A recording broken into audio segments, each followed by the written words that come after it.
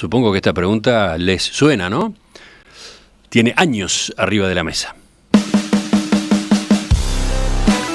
El CIMBE, Centro de Investigaciones Económicas, conformó hace poco, este año, un grupo de estudios especializado en transporte y movilidad para examinar esos problemas y para plantear soluciones. De hecho, la semana próxima, este equipo realizará una presentación ante jerarcas, trabajadores, empresas del transporte, que incluirá un diagnóstico y también primeras líneas de acción que propone para los principales ejes viales de la zona metropolitana. El objetivo, según sus integrantes, es recuperar pasajeros para el transporte público y paliar la crisis que se agravó en ese sector después de la pandemia. Vamos a profundizar en el trabajo que viene haciendo el CIMBE en este rubro. Estamos para eso con el economista Gonzalo Márquez, que es uno de los coordinadores. Economista Márquez, bienvenido. Buen día, un gusto estar por aquí. ¿Cuántos años lleva trabajando en estos asuntos? 15. Usted fue director de transporte en la Intendencia de Montevideo de 2018 a 2021. Sí, yo ingresé, de esos 15 los estoy contando del 2008 al 2023, yo ingresé por concurso a la Intendencia de Montevideo en el 2008. Luego tuve un pasaje por el Ministerio de Industria y Energía en la Dirección Nacional de Energía, donde me involucré también con los temas de transporte eléctrico. Luego volví a la Intendencia, siempre en responsabilidades técnicas, y del 2018 al 2021 asumí una responsabilidad política. ¿Y desde el 2021 en qué estaba? ¿Desempeñándose como consultor? En estos últimos 2 años y medio he estado dedicado a la consultoría, trabajando con organismos multilaterales y también en consultorías en el sector privado, siempre en los temas de transporte, movilidad, sostenibilidad, esos temas conexos. ¿Qué es este grupo especializado en transporte y movilidad que se creó ahora en el CIMBE? Bueno, es una de las áreas que se ha conformado. El CIMBE tiene una vasta experiencia, 50 años de trabajo, de aporte, siempre enfocado en los temas que están relacionados con las políticas públicas, con el bienestar general. Y este es un grupo de estudios que tiene como objetivo el poder contribuir, aportar, poner sobre la mesa estudios, reflexiones, propuestas que alimenten lo que entendemos que debería de ser una agenda que elevara el nivel de prioridad que el transporte público tiene hoy en las agendas de política pública. ¿Y por qué lo lanzan ahora, en este momento? Bueno, entendemos que el momento que se viene es un momento apropiado para generar reflexión y poder hacer nuestra contribución a esa reflexión. ¿Por qué? ¿Por la campaña electoral? Porque en este año largo que tenemos por delante, bueno, como sociedad vamos a estar conversando sobre cuáles son las prioridades, los énfasis que entendemos que tenemos que tener para adelante, y nos parece una buena oportunidad para que estos temas estén sobre la mesa. ¿Cuánto incidió en esta decisión de crear el grupo el hecho de que se haya presentado una iniciativa privada para la instalación de un tranvía entre el centro de Montevideo y el Pinar en Canelones? No tiene que ver. Entendemos. Se lo pregunto porque esa ha sido una novedad fuerte en esta materia, ¿no? Sí, entendemos que el hecho de que esa propuesta hoy esté sobre la mesa genera, por otro lado, un buen ámbito para que aprovechemos y podamos discutir de la forma más productiva posible, intercambiar sobre estos temas, pero no hay una relación entre un evento y el otro. ¿Quiénes financian este grupo de trabajo de CIMBE? Nosotros, por ahora, lo que estamos haciendo es un esfuerzo individual y todos nosotros no estamos dedicados full time a esto. Todos tenemos nuestras propias líneas de trabajo y de investigación y dedicamos un tiempo, y el propio CIMBE está contribuyendo al desarrollo inicial de esta etapa. Nosotros pensamos Lo pregunto porque podía interpretarse que acá había intereses, digamos, que alguno de los actores vinculados a este tema financiara este tipo de investigación. No es el caso, pero sí estamos, en la medida que apuntemos a profundizar, porque cuanto más podamos profundizar en las líneas de trabajo y podamos llegar a propuestas lo más afinadas posible, bueno, seguramente la carga de trabajo va a ser mayor. Apostamos a colaboración con los organismos multilaterales, con organismos financiadores que tengan intereses en estos temas.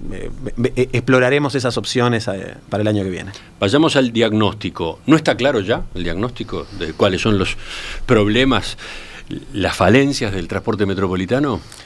Bueno, depende cuál sea el nivel de profundidad en el cual ese diagnóstico ingrese, porque creo que uno puede hablar del diagnóstico de lo que es la vivencia que las personas pueden tener, y eso es muy valioso, pero una cosa es esa dimensión y otra cosa es intentar ingresar en cuáles son las causas, los temas sobre los cuales hay que trabajar y poder cuantificarlos, poder poner sobre la mesa no intuiciones, sino números. Esas son las contribuciones que nosotros estamos intentando hacer. Y a partir de un diagnóstico sólido, que no es lo mismo que tener una idea de las cosas que están ocurriendo. A ver, hay cosas que son evidentes. El declive del transporte público es algo que viene de décadas. ¿Declive quiere decir? El declive, su tendencia declinante en la capacidad de transportar pasajeros. El transporte público transportaba, digamos, a principios de la década del 90, cerca de 400 millones de boletos por año se vendían. El año 2022 cerró en 210 millones de boletos.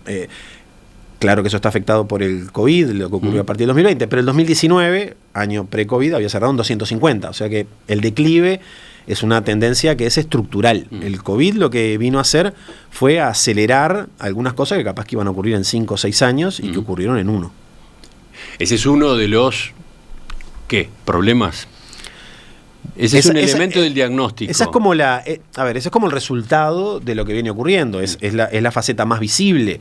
Su contracara es el incremento de la motorización individual en la ciudad. La cantidad de coches se multiplicó en los últimos 15 años, de coches empadronados se multiplicó por 2, la cantidad de motos por 7 o por 8. Los fenómenos de la congestión, que históricamente estaban asociados a lugares y momentos muy puntuales, es un fenómeno que se ha ido extendiendo. Bueno, esos dos fenómenos van de la mano.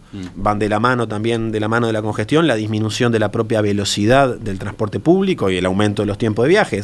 Son fenómenos que van, uno es la contracara del otro, ¿no? A ver, detengámonos, por ejemplo, en esto, en lo que pasó con la pandemia. En ese periodo se agravó la crisis, o sea, se produjo una caída fuerte de la compra de boletos.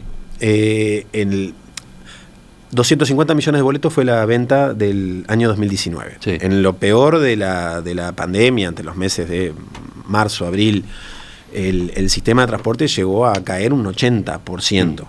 El final del año 2020 y 2021, entre 2020 y 2021 y 2022 se perdió el equivalente a un año de venta.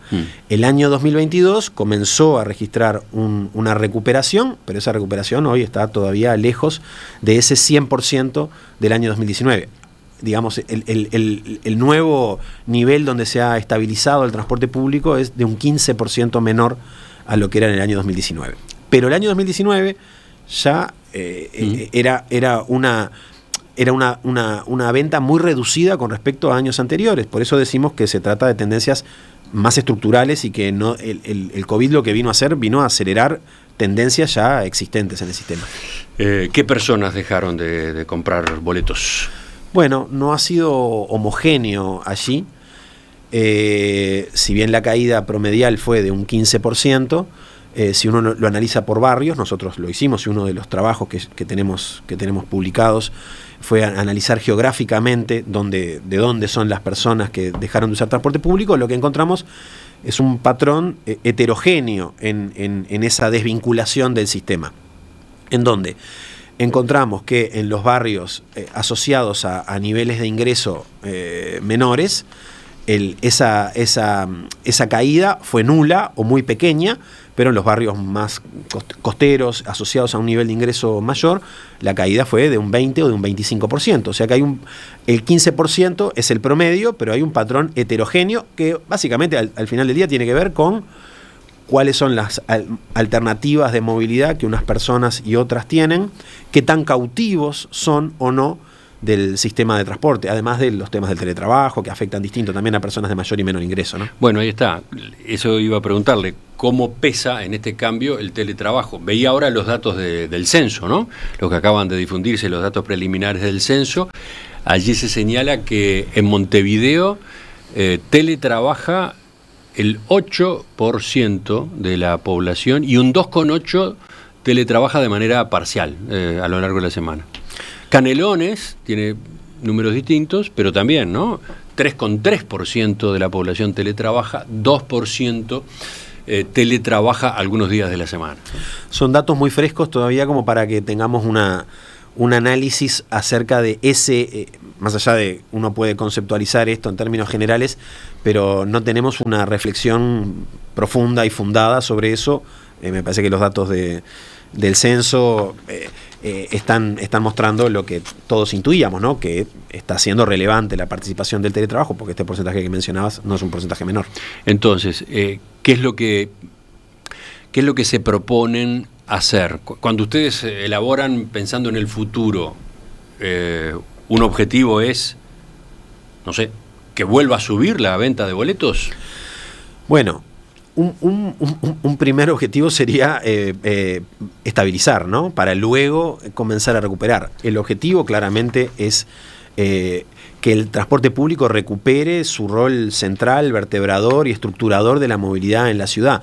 Ese rol hoy está en discusión, pero atrás de que esté ese rol en discusión, lo que está hackeado es cómo funciona la ciudad, la propia forma, eso iba, ¿no? Como los flujos de personas y mercaderías se mueven en la ciudad. A eso iba, porque recuperar la venta de boletos puede ayudar a que las compañías de ómnibus, no sé, mejoren sus números, salgan de dificultades por las que pueden estar atravesando, pero eso no necesariamente implica que el transporte funcione bien a su vez, ¿no? Que el sistema funcione bien, que el pasajero, que el que tiene que moverse, tenga un esquema que le permita desplazarse con el menor tiempo posible, con comodidad, etcétera, ¿no?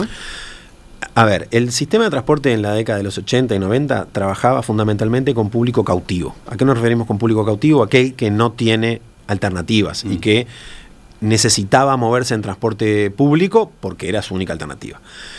Eso hoy claramente es distinto. Las tasas de motorización, de la mano del incremento en los ingresos de los hogares y de las personas, hoy, y agrego yo por suerte, el público es cada vez menos cautivo, por lo tanto, para moverse en transporte público demanda unas prestaciones de calidad, de certeza, de confiabilidad, de tiempos de viaje, que hoy el sistema no está pudiendo brindarle, y por eso la reacción es que crecientemente aquellas personas que pueden encontrar sustitutos a moverse en transporte público están dejando de hacerlo. Si uno mira para adelante, ese público cautivo que ya ha caído va a continuar cayendo, porque seguramente la tasa de motorización en Montevideo va a seguir aumentando. Montevideo, el área metropolitana, todavía están lejos de tener tasas de motorización por hogar propias de países desarrollados, pero rumbo hacia eso vamos. Por lo tanto, los desafíos del sistema de transporte en términos de la calidad que tiene que entregar son muy superiores a los que históricamente han existido. Entonces, ¿para qué se trabaja? ¿Para qué están trabajando ustedes? ¿Para que se produzca una reestructura del sistema? Bueno, nosotros entendemos que tenemos que pensar en una intervención que es integral. Muchas veces estamos hablando de proyectos, y obviamente que los proyectos forman parte de una visión integral, pero entendemos que lo que nosotros pretendemos aportar o contribuir es a que se pueda generar una visión integral que toque varios temas. Aquí hay que repensar temas de institucionalidad, temas de la propia regulación, de cómo funciona el sistema, temas de cuál es el marco de financiamiento. Es necesario que hablemos de financiamiento y de recursos, con el objetivo de generar un sistema que sea reconocido por su calidad, porque si no somos capaces de generar eso, vuelvo a decir, no estamos ya en un mundo de público cautivo. Vamos a tener que generar prestaciones suficientes como para que las personas consideren como una alternativa moverse en el transporte público. Para eso, nuestro objetivo es poder... pretendemos que esto sea jerarquizado como una política pública, y para eso vamos a estar haciendo aportes sobre cuáles deberían de ser, a nuestro entender, las propuestas de reforma, de cambios que debería haber en cada uno de estos ambientes que contaba: institucionalidad, regulación, marco de recursos, con objetivos sobre el propio sistema de transporte, que tiene que ver con cómo vamos a aumentar la velocidad, cómo vamos a aumentar el confort, cómo vamos a aumentar la confiabilidad, cómo la frecuencia, cómo la regularidad. ¿Qué dice la experiencia internacional a propósito de los sistemas de movilidad y en particular de los sistemas de transporte público? Bueno, los sistemas de transporte público, primero, cuando uno tiene que ser muy cuidadoso cuando uno habla de la experiencia internacional, porque es muy vasto. Sí, me imagino. Pero la pregunta viene por este motivo. Algunos de los oyentes pueden decir, no la compliquen más, ya está. El sistema del área metropolitana tiene todos estos defectos que ya más o menos todos sabemos que existen. Yo me arreglo por la mía, ya está. Yo voy en auto, vuelvo en auto, tengo moto. Es lo que viene ocurriendo. Bicicleta. Y ya está. ¿Por qué hay que trabajar en esta materia? ¿Qué dice la experiencia de otros países, de otras ciudades? Bueno, yo lo decía hace unos minutos, ¿no? Lo que está en juego atrás de esta idea de que cada uno resuelva su movilidad como pueda, lo que termina ocurriendo son consecuencias negativas para el propio funcionamiento de la ciudad.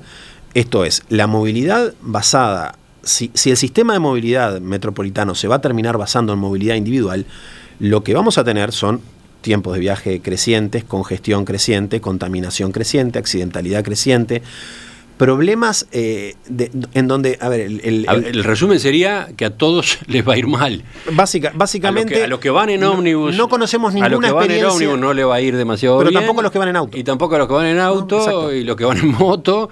Incluso los que van en bicicleta, en los casos en que pueda resolverse de esa manera el traslado, todos van a ir viendo su movilidad deteriorada. Porque tenemos una condición que es que el espacio público es finito. Uh-huh.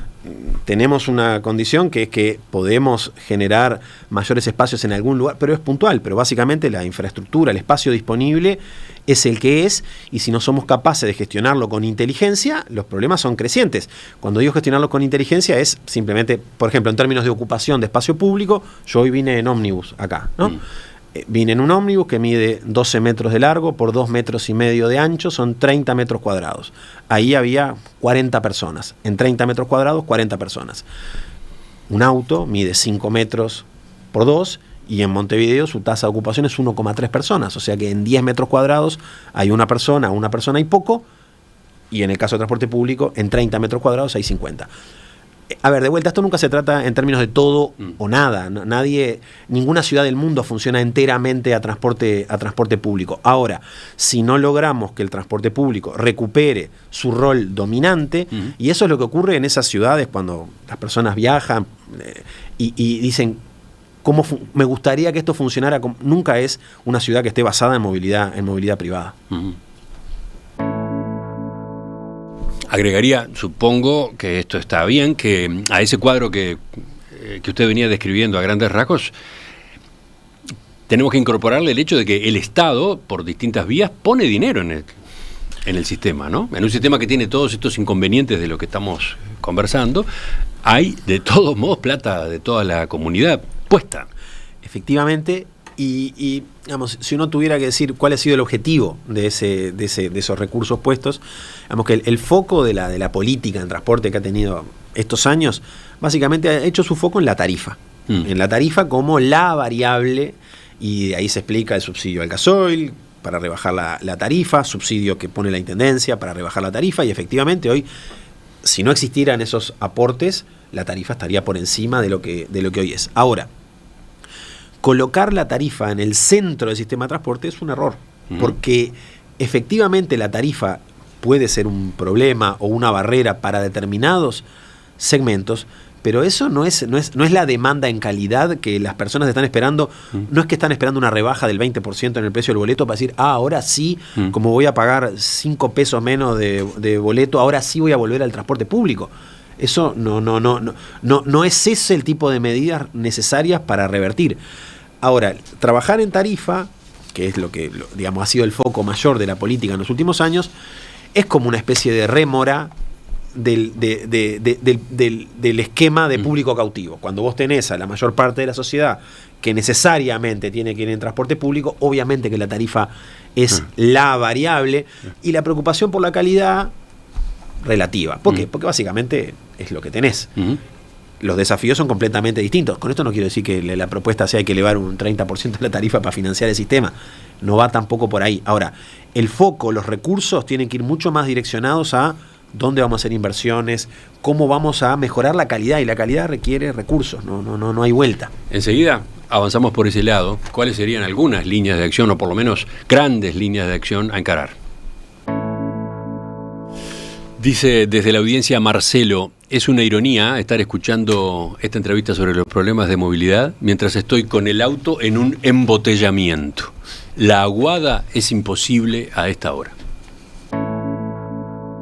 Seguimos, estamos con el economista Gonzalo Márquez, uno de los coordinadores del Grupo de Estudios de Transporte y Movilidad que creó este año el CIMBE, Centro de Investigaciones Económicas.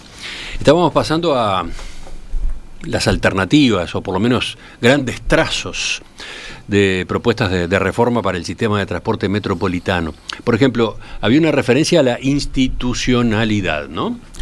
Bueno, sí, hoy, si miramos el territorio metropolitano, tenemos 3 subsistemas operando allí. Uno gestionado por la Intendencia de Montevideo, el sistema urbano, pero que también algunas de sus líneas se asoman, traspasan los límites de la ciudad y llegan hasta Las Piedras o hasta Ciudad de la Costa, o por la ruta 8, por la ruta 1, traspasan. Luego tenemos el sistema suburbano, que es gestionado por el Ministerio de Transporte, y luego tenemos el sistema departamental de Canelones, que es gestionado por la propia Intendencia de Canelones. Ahí tenemos entonces 3 subsistemas con 3 lógicas distintas, con 3 reguladores distintas, con 3 objetivos distintos, con 3 marcos de recursos, digamos, lo que rige entre esos subsistemas no es una lógica de optimizar la totalidad de los recursos, porque eso es como debería, desde una mirada de la eficiencia, uno diría, bueno, acá hay unos determinados recursos que se están poniendo sobre el territorio metropolitano. ¿Cómo hacemos para optimizar eso? Bueno, eso es imposible de hacerlo mientras haya 3 reguladores coexistiendo. Hace años que hablamos de esto, ¿no? Hace años que hablamos de eso. Se han hecho algunos esfuerzos que son insuficientes. Se generó en su momento el consorcio metropolitano como una instancia que intentaba, por lo pronto, bueno, sentar en una mesa a las tres instituciones. Eso no alcanza, no es necesario, no es suficiente. Lo que necesitamos es trascender. Necesitamos generar una institucionalidad nueva y que estas 3 instituciones que hoy existan puedan delegar en esa nueva institucionalidad la gestión del transporte en el territorio metropolitano. ¿Qué más? Ustedes han hablado de 3 ejes viales, poner el foco en 3 ejes viales. Sí, como decíamos, nosotros pensamos que las intervenciones tienen que ser integrales, hablamos de la institucionalidad y aspectos regulatorios, pero además de eso, también necesitamos identificar los primeros proyectos o los primeros ejes donde deberíamos de intervenir. El objetivo al final del día es, necesitamos generar, hoy tenemos una red de transporte público en la ciudad que funciona bajo determinadas características, mayormente operando en condiciones de tráfico mixto, parando cada 200 o 250 metros, las personas todas ascendiendo por la puerta delantera. Eso tiene, entre otras consecuencias, una baja velocidad de circulación, 15, 16 kilómetros por hora, la velocidad media de circulación de transporte público en la ciudad, en algunos ejes y horas pico, menores aún. Ese sistema de transporte no está en condiciones de ofrecer un nivel de calidad superior. Es lo que es, podremos mejorar cosas en el margen, pero no vamos a poder ir mucho más allá, no vamos a poder recuperar, revertir y recuperar pasajeros que se han bajado. ¿Qué es lo que necesitamos pensar? Necesitamos montar arriba de esa red una nueva red que tenga características que sean distintas, que no la suplante, sino que la complemente, que la potencie, que la fortalezca. A ver, ¿cómo sería esa nueva red? Pensemos, por ejemplo, en Avenida Italia o en 8 de octubre, que son, por ejemplo, las 2 intervenciones que nosotros pensamos que deberían formar parte de ese paquete inicial, conjuntamente con el ferrocarril central, que también podemos hablar, ¿no? Pero si pensáramos en los grandes ejes que tiene Montevideo, pensáramos allí un transporte público que se mueva no a 15 kilómetros por hora, sino a 25 o a 30, que son velocidades altas para el transporte público. Para que tengamos referencia, el transporte privado en Montevideo se mueve a una velocidad media de 25 kilómetros por hora, ¿no? Cuando uno lo mira en su totalidad. En esos ejes, y esto no es en toda la ciudad, necesitamos poder priorizar el transporte público, que será tranvía o serán buses articulados, eléctricos o no, eso hay que ver en cada lugar cuál es la solución adecuada, pero ahí necesitamos cambiar la lógica y poner foco en la velocidad. Necesitamos mejorar la velocidad. También esto está hablado, o por lo menos señalado está. El asunto es llevarlo a la práctica, es bajarlo a tierra. Exacto. Entonces, por ejemplo, a ver, en el eje Avenida Italia, Giannatasio, ahora está a consideración este proyecto, esta iniciativa privada para un tren-tram que uniría la Plaza Independencia de Montevideo con el Pinar en Canelones. ¿Cómo ubica usted esa posibilidad? ¿Es una herramienta válida para Avenida Italia, etcétera? Sin duda, porque Avenida Italia tiene una característica que no tienen otros ejes de la ciudad, que tiene espacio disponible en el centro de la calzada, el Cantero, o incluso si pensamos desde Portones hacia Barradas, no hay cantero, pero hay calles laterales que podrían, mediante un rediseño de esa avenida, podría generarse como un eje continuo, central. Luego tendríamos que ir a Giannatasio, que tiene otras características, pero en donde también hay espacio para, por ejemplo, poder generar un eje central, como está previendo el caso de la circulación del tranvía. Ahora, igual hay una cantidad de preguntas que tenemos que poder responder. Esto es, el tranvía per se no es generador de velocidad. No es el modo lo que genera la velocidad. Lo que genera la velocidad son las condiciones de la infraestructura y de la priorización. Por lo tanto, si va a circular por el centro, ¿cómo vamos a resolver todos los giros a la izquierda que interrumpen Avenida Italia, por ejemplo? ¿Los giros a la izquierda? Cuando tú vas por Avenida Italia hay multiplicidad de giros o de intervención. O sea, a ver, voy de vuelta. No tiene mucho sentido que generemos en Avenida Italia, que pongamos una especie de muro a un lado y al otro y que por ahí transcurra completamente priorizado el transporte público, porque ahí sí partiríamos al medio la ciudad. Ningún proyecto sensato plantearía hacer una cosa así. Por lo tanto, vamos a tener interrupciones de esa continuidad. ¿Cuáles? ¿Dónde? ¿Cómo? Yo te decía los giros a la izquierda porque hoy, por ejemplo, no sé, si tú vienes de Avenida Italia desde el este hacia el centro, para ingresar en el shopping nuevo que está sobre Avenida Italia, tenés que girar a la izquierda. Por ejemplo, y como tantos otros, para entrar al disco que hay después, tenés que girar a la izquierda. Y te estoy diciendo dos, y hay N intervenciones de ese tipo. ¿El tram se va a detener? El tram no debería de detenerse, pero eso implica repensar esa lógica.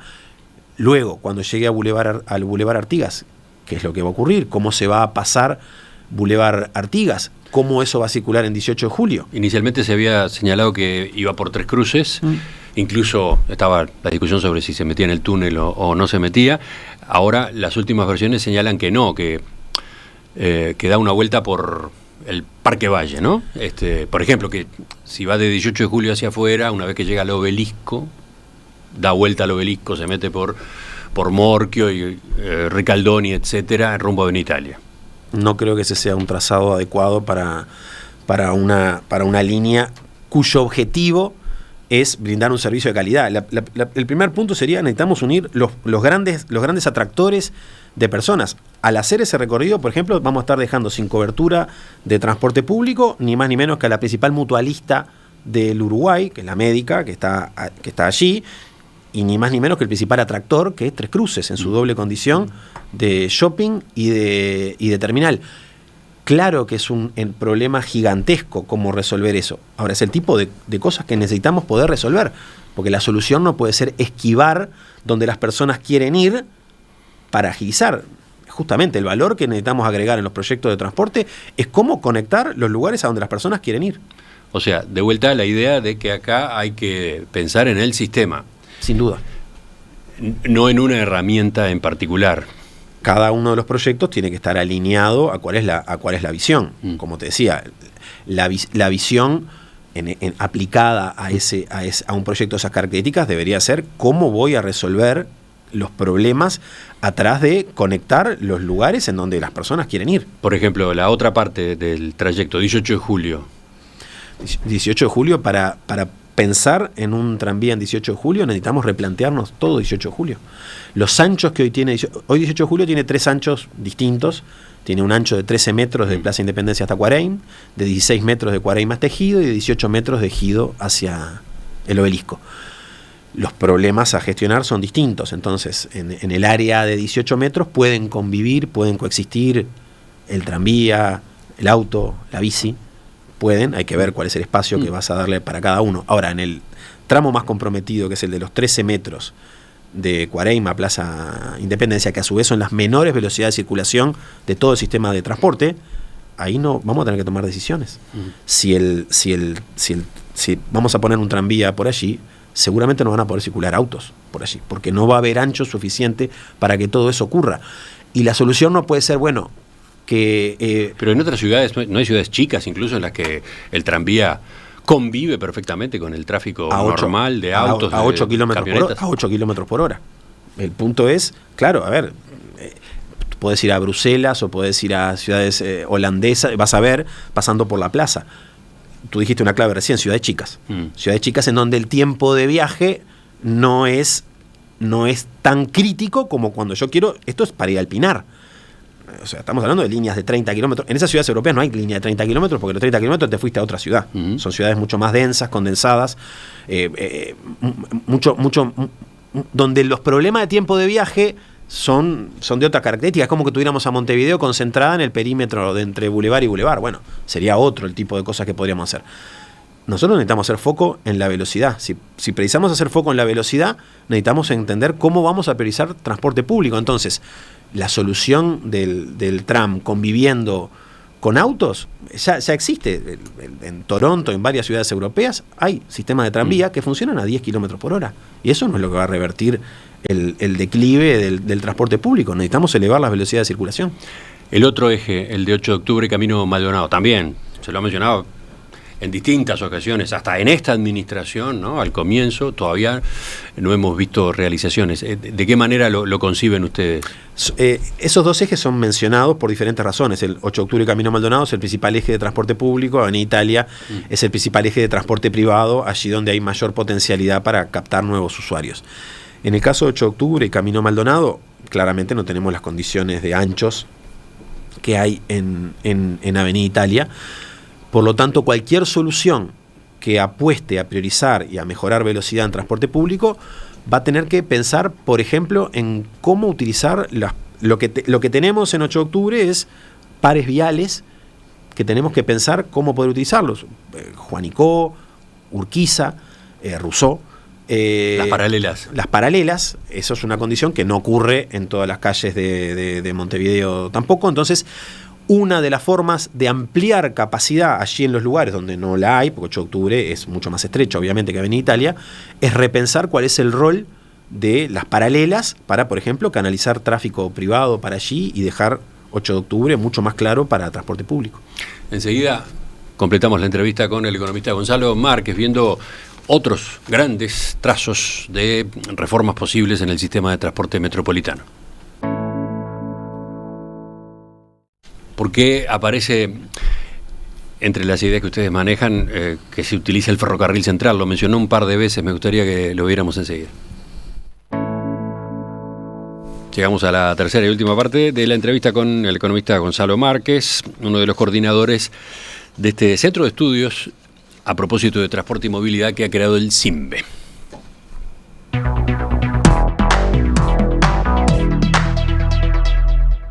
$200.000 preguntas.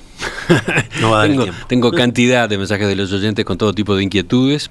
Es un asunto sensible, eso está clarísimo. Usted mencionó recién la palabra competencia y esa aparece en algunos de los mensajes de oyentes. ¿Por qué no se fomenta la competencia entre los distintos servicios o entre empresas de transporte colectivo? Bueno, ya tenemos experiencias de competencia en algunos corredores y líneas en donde diferentes empresas existen. La competencia en el mercado dentro del sistema de transporte no tiene solamente consecuencias negativas para las personas. Esto de vuelta, hay mucha experiencia ya acumulada. Ya existió un sistema completamente desregulado en Santiago de Chile, pero también en Lima, en varias ciudades europeas, americanas han existido sistemas desregulados en donde básicamente las empresas definen sus itinerarios, definen su tarifa, definen su frecuencia. El resultado de eso es un servicio de calidad paupérrima, entre otras cosas, porque de vuelta lo que decíamos hace un rato, el espacio vial es limitado y el transporte público, nosotros entendemos que tiene que ser un servicio público que no implica dejar liberado a que las empresas pongan sus servicios allí donde les sea rentable y no donde no les sea, donde no les sea. En todos esos lugares, todas esas ciudades donde nosotros vemos servicios de transporte de excelencia, no existe tal cosa como la competencia en el mercado. En todo caso, y ese es otro tema, puede existir competencia por el mercado, o sea, paquetes licitatorios que se ponen en competencia y que eventualmente empresas compiten por ese paquete. Ahora, competencia adentro del mercado no hay. Por ejemplo, miro de los últimos mensajes que han llegado. ¿Por qué el metro es palabra tabú para Montevideo? ¿Es la única solución a largo plazo? ¿Solución democrática además? ¿Qué responde usted sobre esta posibilidad? Creo que todo lo que hemos experimentado en el metro nos parece algo maravilloso.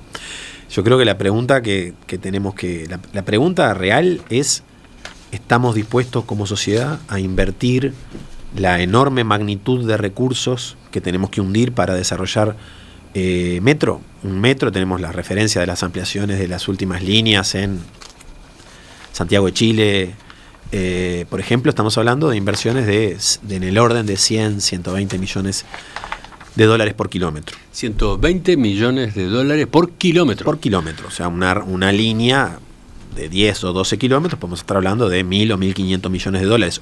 Desarrollar una red, podemos estar hablando de 6 o 7 mil millones de dólares. Claro que una red no se desarrolla en un año ni en dos, podemos pensar en desarrollarla en 20. Ahora, obviamente que Montevideo carece completamente de esos recursos como ciudad. La Intendencia de Montevideo le excede total y completamente una inversión de ese porte. Debería ser el Estado Nacional la que intervendría poniendo foco en esa política, necesariamente desplazando otros objetivos que son válidos. Esa es la gran pregunta. No hay otra pregunta relevante, no hay otros obstáculos que no sean esos. Y yo no estoy diciendo ni por sí ni por no. A ver, si vos me preguntás mi opinión, yo creo que nosotros tenemos cosas para hacer en superficie a una fracción de ese costo que no van a poder entregar jamás el tipo de prestación que entrega Metro, porque Metro puede controlar la totalidad de las cosas que hacen que la velocidad no sea la más alta. Todo eso lo puede controlar Metro, al módico costo de 120 millones de dólares por kilómetro. ¿Podemos hacer metro en superficie? No. ¿Podemos hacer cosas que mejoren sustancialmente lo que hoy tenemos? Sí. ¿A una fracción del costo? También. En el esquema que ustedes están manejando, en esas grandes líneas, proponen darle impulso al transporte de pasajeros por tren utilizando el nuevo trazado del ferrocarril central, ¿no? En particular entre Montevideo y Florida, por ejemplo, ¿no? Ya ha existido, este servicio de pasajeros ha existido, ha tenido problemas. Bueno, ahora se abre una etapa nueva porque va a estar disponible una infraestructura de última generación. Pero ¿cómo se la emplea? Sí, ese es el gran desafío. Tenemos una infraestructura que va a estar poniéndose en funcionamiento en los próximos meses, en principio con transporte de carga, pero hasta Progreso tenemos doble vía. Tú hablabas hasta Florida. Yo creo que nosotros tenemos que pensar una lógica, es el área metropolitana. Yo creo que el tren de pasajeros de media distancia, las condiciones de viabilidad para desarrollar eso en Uruguay son escasísimas. Creo que el foco tiene que ser el área metropolitana, la corona de hasta los 30, 35 kilómetros desde Montevideo. Eso, por ejemplo, en el caso de ese eje de Ruta 5, es hasta Progreso, donde está la doble vía. Eso nos va a generar condiciones de infraestructura excelentes como para poder poner allí un servicio de otras características, pero tenemos que hacerlo. Pero eso implica, bueno, que haya vagones y locomotoras a esos efectos, por supuesto, pero implica también una estación. Hoy AFE tiene una estación, bueno, la estación central de ferrocarril, la vieja estación Artigas, ahí abandonada, cayéndose a pedazos. La otra, esa chica que se construyó cerca de la Torre de las Telecomunicaciones. Y después todavía hay que conectar, ¿no? Hay que conectar con servicios de ómnibus, ¿no? Porque sin duda, más en general ese es el punto, al igual que con el tranvía de Avenida Italia, de vuelta hay que pensar en términos de sistema, de cómo es la lógica integrada del sistema y cómo ese servicio se integra en un sistema que es más grande y del cual ese es un componente. A ver, sobre el tema de la estación central, eso es un proyecto, es un tema en sí mismo, con todos los temas legales que hay atrás, pero tenemos hoy una estación que es chica, que tiene determinadas características, que se están construyendo estaciones intermedias como parte del proyecto del ferrocarril central, en Peñarol, en Colón, en La Paz, en Las Piedras, en Progreso, que van de vuelta a dejar las condiciones necesarias para que allí pueda desarrollarse un servicio de excelencia. O sea, buena parte de la problemática, que son los recursos, las inversiones, va a estar resuelta. Necesitamos resolver la otra parte, que es la de la operación, y la otra parte, que es la integración de ese servicio, en donde seguramente vas a tener que reestructurar las líneas de transporte que corren en paralelo y en una lógica de complementación y no de competencia. Quienes llevan adelante la iniciativa del Tren-Tram dicen que es perfectamente posible que el trayecto previsto por el centro de Montevideo 18 desvíe rumbo a la zona de la estación central General Artigas y termine entonces hasta permitiendo la continuidad fuera de Montevideo. Eso a su vez, bueno, si fuera el propio Tren-Tram, requeriría que las vías férreas tuvieran la infraestructura de las catenarias, ¿no? La que permite que ese Tren-Tram, que tendría alimentación eléctrica, pudiera continuar funcionando, ¿no? Sí, yo creo que esa eventual conexión está ya en un plazo mucho mayor, porque requeriría la propia electrificación de la vía. Ahora, la conexión de ese eventual servicio ferroviario que vaya hasta la estación central con el resto del sistema es crucial. Se realizará con una extensión eventualmente del tram, que no necesariamente implica que el tram entre, sino que conecte, que llegue hasta ahí, que ahí se genere un nodo, o será con ómnibus. Tendremos que pensarlo.